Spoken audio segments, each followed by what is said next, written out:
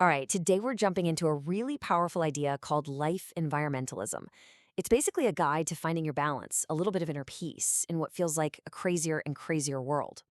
So, let me just ask you something right off the bat. Do you ever just feel totally drained?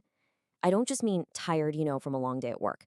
I mean physically exhausted and deep down, just spiritually empty.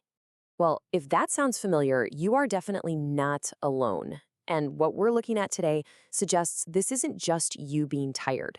It's a sign. It's like a warning light on your dashboard, telling you that the delicate ecosystem between your body, your mind, and your soul, it's been knocked completely out of whack. So, what's knocking us off balance? That's what this first section is all about.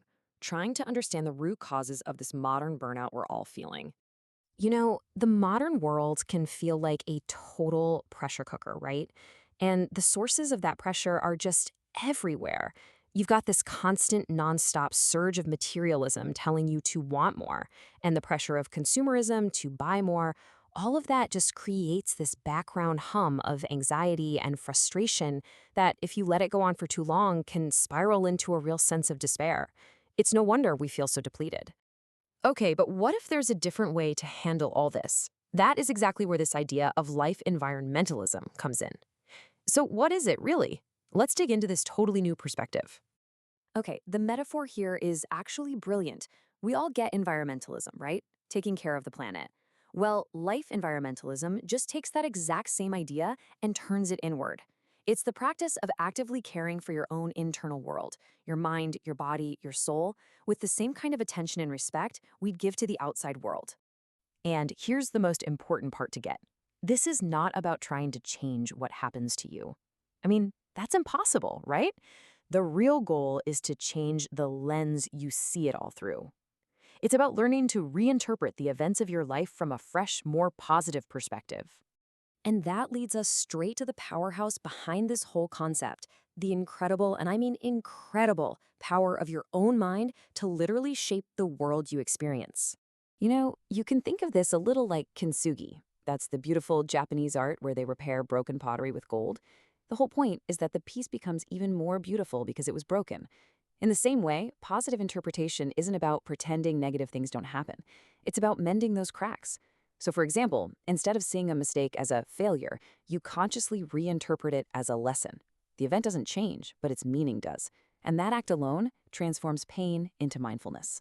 And this single quote, wow, it pretty much sums up the entire philosophy. Our world is a reflection of our mind. Our destiny changes as our heart transforms. It's this powerful idea that what we see on the outside is just a mirror of what's going on inside. And that's actually amazing news, because it means if you can change your heart, you can literally change your destiny. Okay, so the theory sounds great, but how does it work in the real world? How does this change actually happen? Let's walk through the practical steps on this journey of self-elevation. You can see it here as 4 steps, but really it's like a domino effect. It all starts in your head. You start adopting new, more positive ideas. Pretty soon, those new thoughts start to influence your actions. You just naturally start behaving differently. Then, when you keep doing those things, they become new habits. And those habits literally start to reshape your character. And what's the final domino? Your new character forges a completely new reality for you, all from one little shift in your thinking. So, after all that work, where does this path lead? What's the whole point? What's the ultimate goal of all this? Well, it's a state of genuine, lasting serenity. And the payoff for doing this inner work is huge. When you really start to cultivate this kind of mindfulness, you learn how to face anything life throws at you, not with fear, but with calm. And that leads to true inner peace, which leads to this feeling of deep contentment. And ultimately, you get to a place of lasting serenity that doesn't depend on whether you're having a good day or a bad day. It's just there. So let's wrap this up with a question for you to take away. Think of it as a little challenge. Right now, in your own life, what's just one negative story you're telling yourself about a situation, about your job, about anything that you could consciously try to flip to a positive one today?